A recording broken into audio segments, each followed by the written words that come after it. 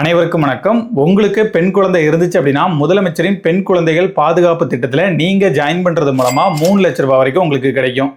இது என்ன ஸ்கீம்? இந்த ஸ்கீமை எதுக்காக கொண்டு வந்தாங்க? இதுக்கு எப்படி அப்ளை பண்ணுறது? அப்படி அப்ளை பண்ணுறதுக்கு என்னென்ன டாக்குமெண்ட்ஸ்லாம் கேட்பாங்க, என்ன மாதிரியான எலிஜிபிலிட்டிலாம் கொடுத்துருக்காங்கன்னு சொல்லிட்டு இந்த ஸ்கீமை பற்றின கம்ப்ளீட்டான டீட்டெயில்ஸை தான் நான் உங்கள் கூட ஷேர் பண்ணிக்க போகிறேன். அந்த வகையில் இது ஒரு புது ஸ்கீமா அப்படின்னு சொல்லி கேட்டிங்கன்னா இது ஒரு புது ஸ்கீம்லாம் இல்லைங்க. ஆல்ரெடி இருக்கக்கூடிய ஸ்கீம் தான். சொல்லப்போனால் 1992 இந்த ஸ்கீம் இருக்குது. அன்னைக்கு சிவகாமி அம்மையார் நினைவு பெண் குழந்தைகள் பாதுகாப்பு திட்டம்னு இருந்தது தான் இன்னைக்கு முதலமைச்சர் பெண் குழந்தைகள் பாதுகாப்பு திட்டம்னு பெயர் மாற்றம் செஞ்சுருக்காங்க. திட்டம் எல்லாமே ஒரே திட்டம் தாங்க. அந்த திட்டத்துக்கு நம்ம அப்ளை பண்ணுறதுக்கு தேவையான தகுதிகளாக இருக்கட்டும், அந்த திட்டத்தின் மூலமாக நமக்கு கிடைக்கக்கூடிய சலுகைகளாக இருக்கட்டும், இந்த ரெண்டுலையுமே அப்பப்போ ஒரு சில மாற்றங்களை கொண்டு வந்துட்டே இருப்பாங்க. அந்த வகையில் இந்த திட்டத்தில் ஒரு சில மாற்றங்களை நம்மளுடைய தமிழக அரசாங்கம் அறிவித்து இந்த திட்டத்தை புதுப்பிச்சிருக்காங்க. அந்த வகையில் இந்த ஸ்கீமை எதுக்காக இன்ட்ரடியூஸ் பண்ணியிருக்காங்க அப்படின்னா, பெண் குழந்தைகளை பள்ளிகளில் சேர்ப்பதற்கும், அப்படி சேர்ந்த பின் அவர்கள் நடுநிலை பள்ளி வரை பயில்வதை உறுதி செய்வதற்கும், ஆண் மற்றும் பெண் குழந்தைகளை சமமான மனநிலையுடன் பார்ப்பதை ஊக்கப்படுத்துவதற்கும், குழந்தை திருமணத்தை கட்டுப்படுத்துவதற்கும், குடும்ப கட்டுப்பாட்டு நெறிமுறைகளை கடைபிடிப்பவரை ஊக்கப்படுத்துவதற்கும், சமூக ரீதியாகவும் நிதி ரீதியாகவும் பெண்களுக்கு அதிகாரம் அளித்து அதன் மூலம் அவர்களது உரிமைகளை பாதுகாப்பதற்கும் தான் இந்த ஸ்கீமை இன்ட்ரடியூஸ் பண்ணியிருக்காங்க. இந்த ஸ்கீமையே 2ஆக பிரித்து வச்சுருக்காங்க. ஸ்கீம் 1, ஸ்கீம் 2ன்னு சொல்லிட்டு. உங்களுக்கு ஒரு பெண் குழந்தை இருந்துச்சு அப்படின்னா ஸ்கீம் 1, 2 பெண் குழந்தை இருந்துச்சு அப்படின்னா ஸ்கீம் 2வும் பொருந்தும்.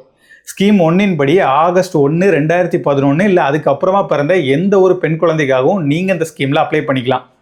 நீங்கள் இந்த ஸ்கீமில் அப்ளை பண்ணுறது மூலமாக அந்த பெண் குழந்தையோட பேர்லேயே 50,000 ரூபாயை ஃபிக்ஸட் டெபாசிட்டாக டெபாசிட் பண்ணி அதற்கான ரசீதை அந்த பெண் குழந்தையோட குடும்பத்துக்கிட்டே கொடுத்துருவாங்க. ஸ்கீம் 2ல் உங்களுக்கு 2 பெண் குழந்தைங்க இருக்கணும். அந்த 2வது பெண் குழந்தை ஆகஸ்ட் 1, 2011 இல்லைனா அதுக்கப்புறமா பிறந்த குழந்தையாக இருக்கணும்.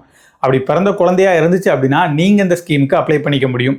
நீங்கள் அப்படி அப்ளை பண்ணுறது மூலமாக 2 பெண் குழந்தைகளுக்கும் தலா 25,000 ரூபாயை அவங்களோட பேர்லேயே ஃபிக்ஸட் டெபாசிட்டாக டெபாசிட் பண்ணி அதுக்கான ரசீதை அந்த பெண் குழந்தைகளோட குடும்பத்துக்கிட்டே கொடுக்குறதா சொல்லியிருக்காங்க.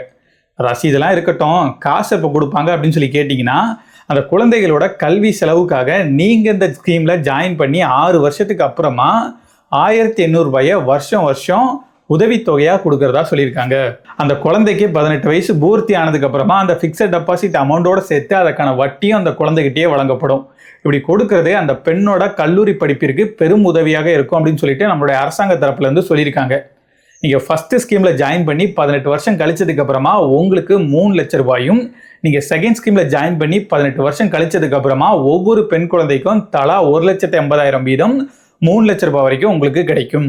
நீங்கள் இந்த ஸ்கீமுக்கு அப்ளை பண்ணிட்டா மட்டும் போதாது. இப்போ நான் சொல்ல போகிற ஒரு சில விஷயங்களை நல்லா ஞாபகம் வச்சுக்கிட்டு அதெல்லாம் நீங்கள் ஃபாலோ பண்ணதான் இந்த ஸ்கீம் மூலமாக உங்களுக்கு பணம் கிடைக்கும். நீங்கள் எந்த குழந்தைக்காக இந்த ஸ்கீமில் அப்ளை பண்ணுறீங்களோ அந்த குழந்தை குறைந்தபட்சம் 10th எக்ஸாம் ஆச்சும் அட்டன் பண்ணியிருக்கணும். பாஸ் பண்ணியிருக்கணும் அப்படிங்கிற மாதிரிலாம் எதுவுமே சொல்லலை, ஆனால் அட்டன் பண்ணியிருக்கணும் அப்படிங்கிறதா சொல்லியிருக்காங்க. அதோடு மட்டும் இல்லாமல் அந்த குழந்தைக்கு திருமணம் ஆயிருக்கக்கூடாது. ஒருவேளை அந்த பெண்ணிற்கு திருமணம் ஆயிருந்தாலோ இல்லை 10ஆம் வகுப்பு தேர்வை கூட அந்த பெண் அட்டன் பண்ணாமல் இருந்தாலோ அப்போ உங்கள் அக்கௌண்ட்டில் இருக்கக்கூடிய அந்த ஃபிக்ஸட் டெபாசிட் அமௌண்ட்டை கவர்மெண்டோட அக்கௌண்ட்டுக்கு மாற்றிடுவோம் அப்படிங்கிற மாதிரி சொல்லியிருக்காங்க. அது மட்டும் இல்லாமல் இந்த ஸ்கீமுக்கு நீங்கள் அப்ளை பண்ணுறதுக்கு ஒரு சில எலிஜிபிலிட்டி ரூல்ஸும் கொடுத்துருக்காங்க. அது என்னென்ன அப்படிங்கிறதையும் இப்போ பார்த்துடலாம். உங்களுக்கு ஒரே ஒரு பெண் குழந்தை தான் இருக்குது அப்படின்னா அந்த குழந்தையோட வயசு 3 தாண்டதுக்குள்ளே நீங்கள் இந்த ஸ்கீமுக்கு அப்ளை பண்ணி ஆகணும். உங்களுக்கு ஒரு வேளை 2 பெண் குழந்தைகள் இருக்குது அப்படின்னா அந்த 2வது பெண் குழந்தையோட வயசு 3 தாண்டதுக்குள்ளே நீங்கள் இந்த ஸ்கீமுக்கு அப்ளை பண்ணி ஆகணும். குழந்தையின் தாய் தகப்பன் மாறல 2 பேரில் ஒருத்தராச்சும் அவங்களோட 40 வயசுக்குள்ள கருத்தடை பண்ணியிருக்கணும். குழந்தையின் பெற்றோருக்கு வேறு ஆண் குழந்தைகள் இருக்கக்கூடாது. ஆண் குழந்தைகளை தத்தெடுத்திருக்கவும் கூடாது. தாய் தகப்பன் மாறோ தாத்தா பாட்டியினரோ யார் இந்த ஸ்கீமுக்காக அப்ளை பண்ணுறாங்களோ அவங்க தமிழ்நாட்டில் 10 வருஷமாச்சும் வசிக்கக்கூடிய ஒரு நபராக இருக்க வேண்டும்.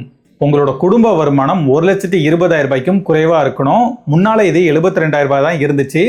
இப்போ தான் இந்த வருமான வரம்பை 1,20,000 ரூபாய் வரைக்கும் உயர்த்தியிருக்காங்க.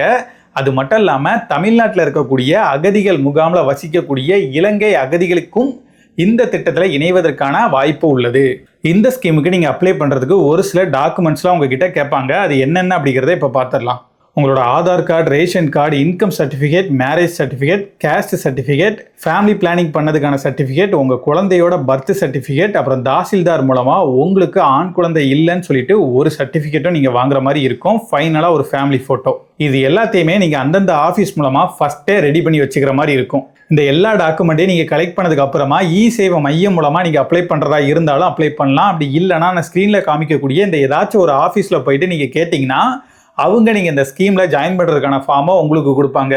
அதில் கேட்டிருக்கக்கூடிய டீட்டெயில்ஸ் எல்லாத்தையுமே ஃபில்அப் பண்ணிவிட்டு மேலே நான் சொல்லியிருக்கக்கூடிய டாக்குமெண்ட்ஸோட ஜெராக்ஸோட அதை அட்டாச் பண்ணி நீங்கள் கொடுக்குற மாதிரி இருக்கும். நீங்கள் எங்கே போய் இந்த ஸ்கீமை அப்ளை பண்ணுறதா இருந்தாலும் நீங்கள் இந்த ஸ்கீமில் அப்ளை பண்ணதுக்காக ஒரு ரெசிப்டை உங்களுக்கு கொடுப்பாங்க. அந்த ரெசிப்டை மறக்காமல் வாங்கிக்கோங்க. இந்த ஸ்கீமில் நீங்கள் ஜாயின் பண்ணதுக்கு அப்புறமா ஒவ்வொரு 5 வருஷத்துக்கு ஒரு தடவையும் இதை புதுப்பிக்கணும் அப்படிங்கிற மாதிரி நிறைய பேர் சொல்லியிருந்தாங்க. ஆனால் நான் இதை பற்றி ஆன்லைனில் செக் பண்ணி பார்த்த வரைக்கும் ஆட்டோமேட்டிக்காக கவர்மெண்ட்டே இதை ரினியூ பண்ணிகிட்டே வருவாங்க அப்படிங்கிற மாதிரி போட்டிருந்தாங்க. அதாவது ஒவ்வொரு 5 வருஷத்துக்கு ஒரு தடவையும் உங்கள் அக்கௌண்ட்டில் இருக்கக்கூடிய ஃபிக்ஸட் டெபாசிட் அமௌண்ட்டையும் அதோட வட்டியையும் மொத்தமாக சேர்த்துருவாங்க. இப்படி சேர்த்த அந்த மொத்த தொகையை திரும்பவும் உங்களோட அக்கௌண்ட்லேயே முதலீடு பண்ணிடுவாங்க. இப்படி பண்ணுறது மூலமாக உங்களுக்கு கூடுதல் வட்டி கிடைக்கும் அப்படிங்கிற மாதிரி சொல்கிறாங்க. அதாவது காம்பவுண்ட் இன்ட்ரெஸ்ட் அப்படிங்கிறது தான் இவங்க இந்த மாதிரி சொல்லியிருக்காங்க. இதை கவர்மெண்ட்டே ஆட்டோமேட்டிக்காக பண்ணிடும் அப்படிங்கிற மாதிரியும் சொல்லியிருந்தாங்க. எனக்கு இதை பற்றின கம்ப்ளீட் டீட்டெயில்ஸ் தெரியல. ஒருவேளை உங்களுக்கு இதை பற்றின டீட்டெயில்ஸ் ஆல்ரெடி தெரியும் அப்படின்னா அதை கமெண்ட்டில் சொன்னீங்கன்னா நிறைய பேர் பார்த்து தெரிஞ்சுப்பாங்க. இப்போ உங்களுக்கு இந்த ஸ்கீமை பற்றின எல்லா விவரங்களும் தெரிஞ்சிருக்கும் அப்படின்னு நான் நம்புகிறேன்.